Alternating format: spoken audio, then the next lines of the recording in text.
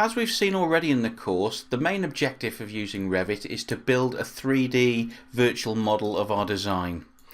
So here's a very basic 3D model I've got here. We need some way of controlling the height of all these different elements, be it the height that the wall starts at here, the height that the wall goes up to, the height for these doors and these windows. This is where levels come into play in Revit. I'm just going to switch to a south elevation, and here we can see the 4 levels that I have set up in my project, and you can think of levels simply as 3D horizontal planes or datums that control the height of different elements within your model. Now, a few basic things about levels. They are always perfectly horizontal. You can't create a sloped level. That's not to say you can't have sloped elements in your model. You certainly can. Ramps, even walls, roofs, obviously. But the datums or the levels themselves that those elements relate to are always horizontal.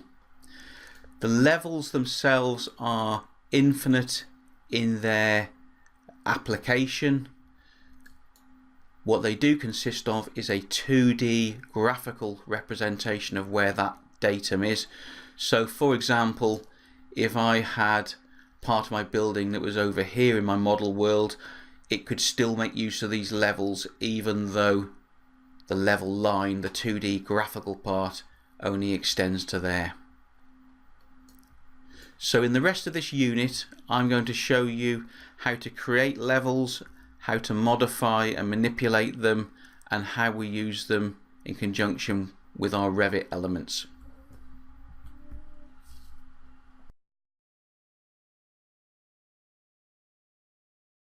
So we've just talked about what levels are in Revit.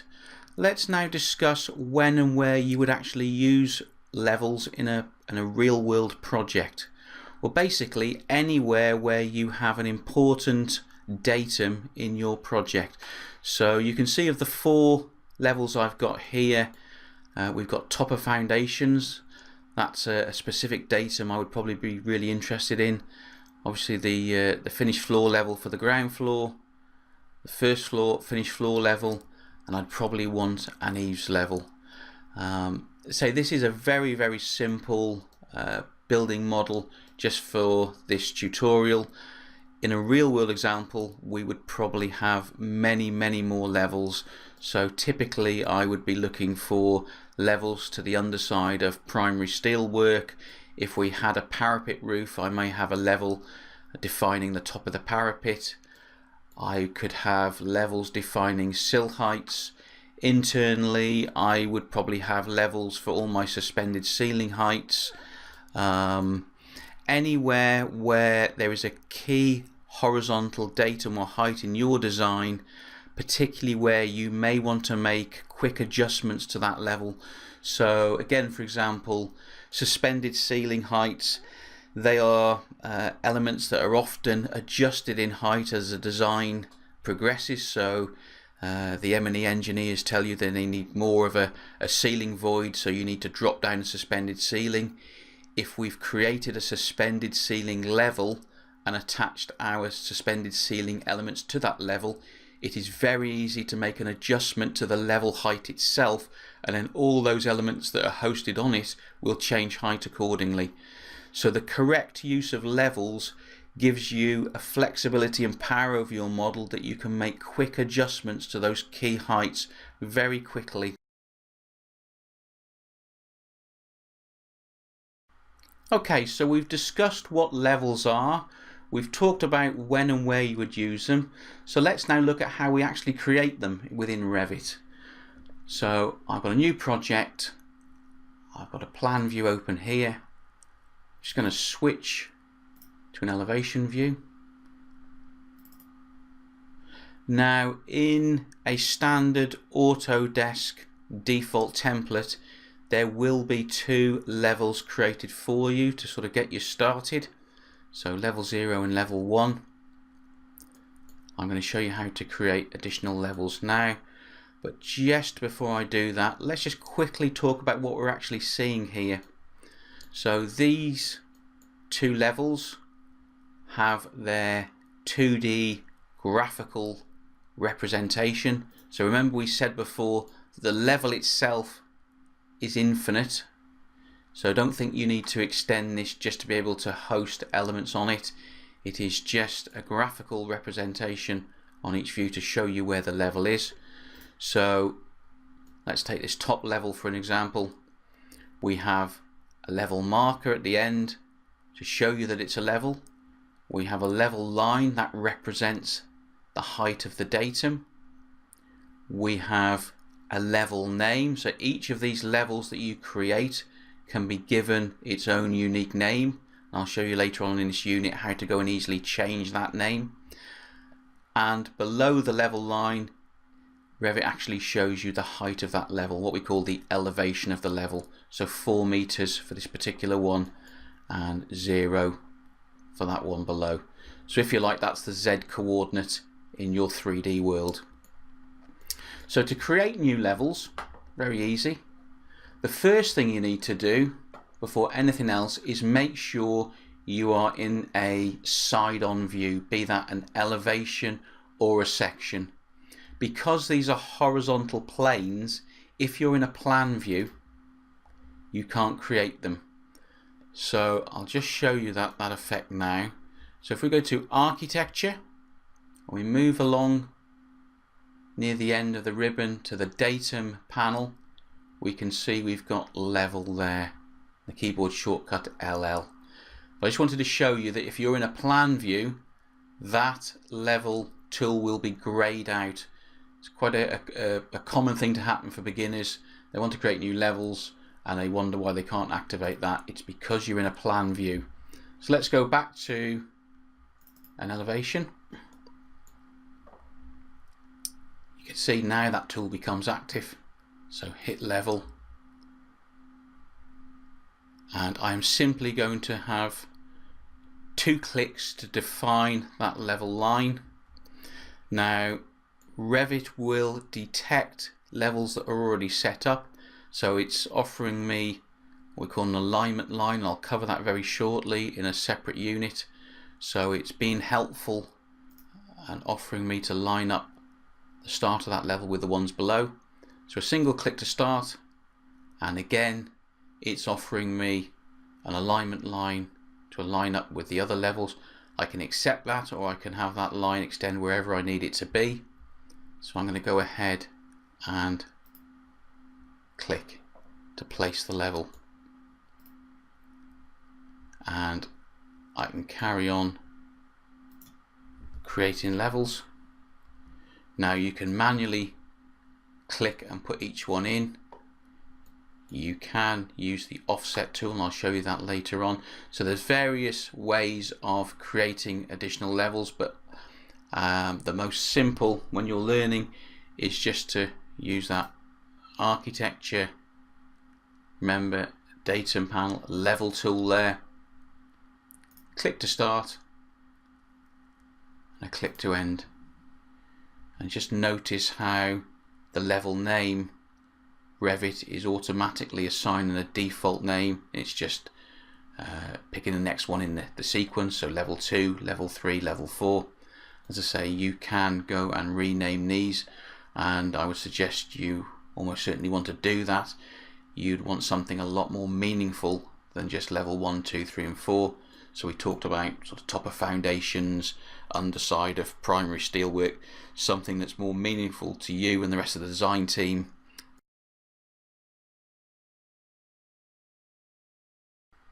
Once we have some levels in our project, it's very easy to make adjustments to their elevation or their heights. So here's a number of levels that we've just created. So let's say I want to adjust the height of level 4. I can simply select it, and if I hover over, I get the move icon, and I can literally drag it up or down. So really I'm adjusting it by eye. I can also select the level and I can click on the elevation itself. Remember, the elevation is below the level line, and the text box becomes active, and now I can type on the keyboard the exact height or elevation that I want that level to be at, hit the enter key, and the level will move accordingly. Another way to adjust the level height, let's do it with this one. If I select that level,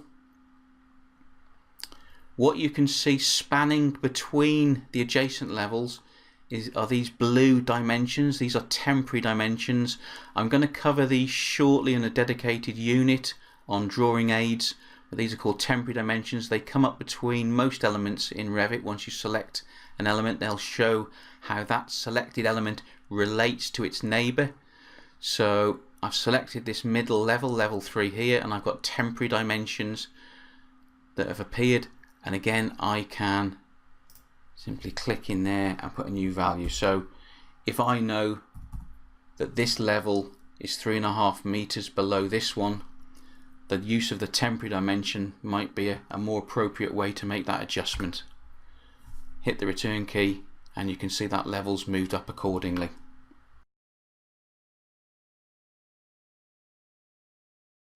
We've already seen how Revit gives each new level a unique name, generally based on the level before, the next available name in the sequence.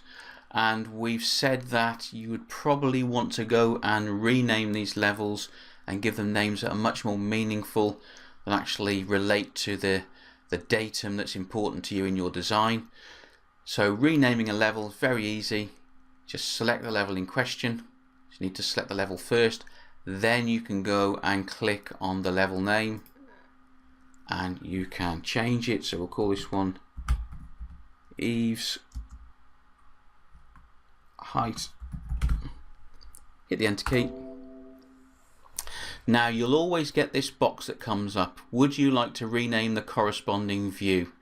And that is because for each level that we created, remember each horizontal datum, Revit created a bespoke floor plan view associated with each level.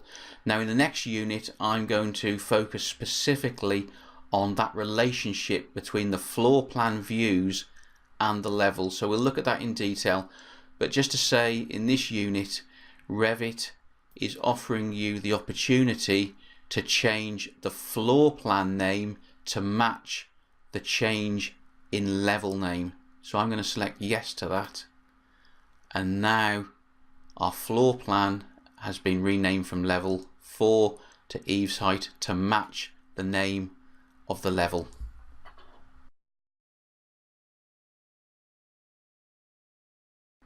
Earlier on in the course you'll recall that we discussed view specific controls. These are the set of icons that can be found at the base of each window. The first of those view specific controls is the view scale, and that's where we can set the scale for each separate view. Now depending on which scale you pick, you may find that the level heads and their information start to get a little bit cramped and close to each other. This is where we have the ability to add elbows. So just before I do that, I'm going to extend the 2D lines across. I'll just show you how I do that.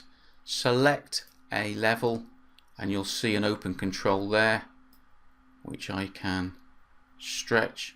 Now if you notice, there is a padlock, that is a little padlock icon. That's showing me that if I adjust that one, all these other ones are padlocked to it. That one has been orphaned by itself, but we can go and extend it. Now if I select a level, I can adjust them all.